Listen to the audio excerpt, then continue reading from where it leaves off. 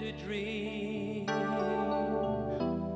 not afraid to work, not afraid to reach.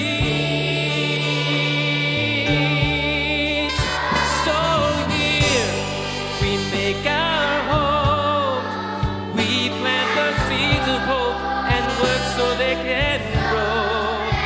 So here with a strong resolve, we build a better tomorrow. So here we build, so here we make our home. We plant the seeds of hope and work so they can grow. So here with a strong resolve, we build a better tomorrow. So here we build our home.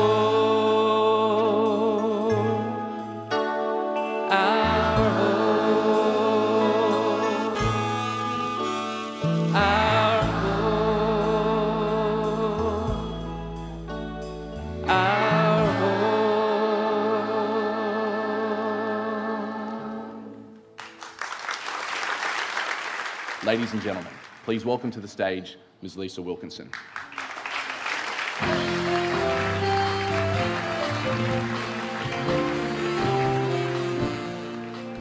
It is my honour and pleasure to welcome you all to the 2006 Ethnic Business Awards.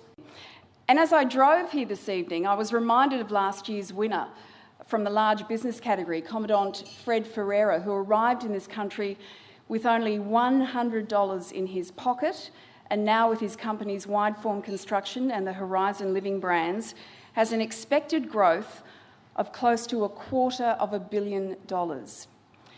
The beauty of this story is that Commandant Fred Ferreira has also left his mark on the Sydney Opera House. Ladies and gentlemen, Mr. Fred Ferreira. Well, so here we are at the Sydney Opera House, and it was nice. We also my company also contribute to the building. We built the car park, and it was nice to have people from all over the world that build such an icon. And this is what Australia is all about. These people come from everywhere and build this multicultural nation. Ladies and gentlemen, the judges of the Ethnic Business Awards.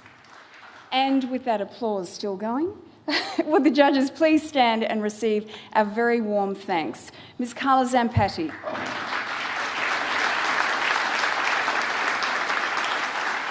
Mr. King Fong.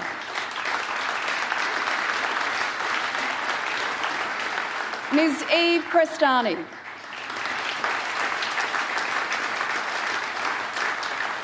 And finally, Mr. Arthur Sanderson.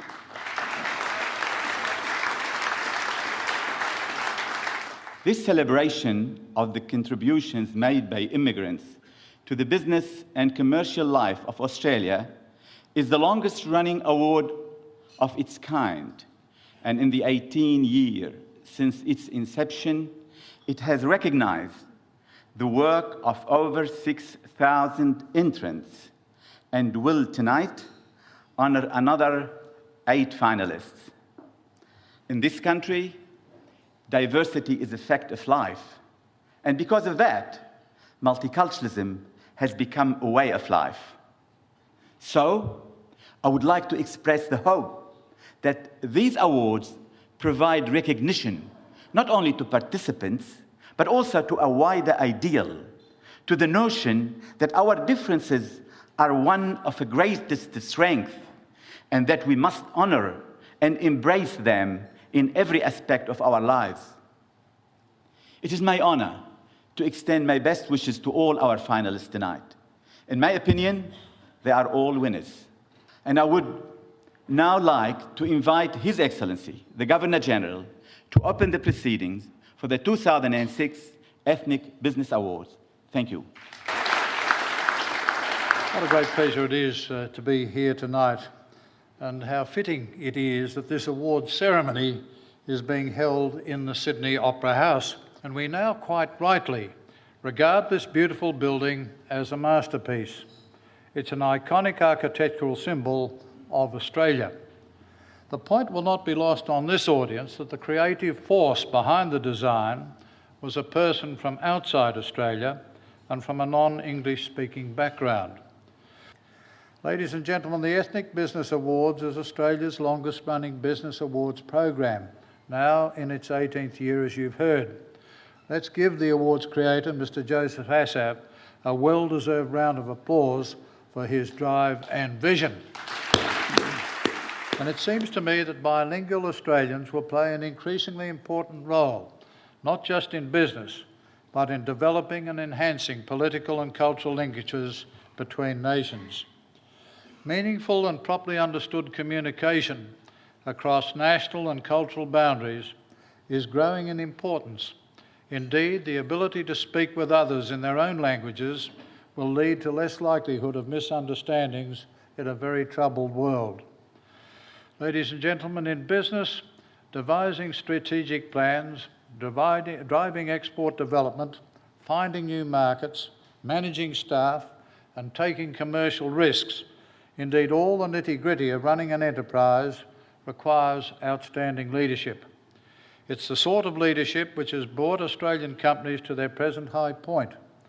The businesses represented this evening have contributed to that success by balancing concern for task, quality and productivity with concern for people, relationships and morale. So well done to all involved. I wish the thousands of businesses established across Australia by people who are born overseas every success in playing their critical role in progressing our country as a nation of excellence, the global example.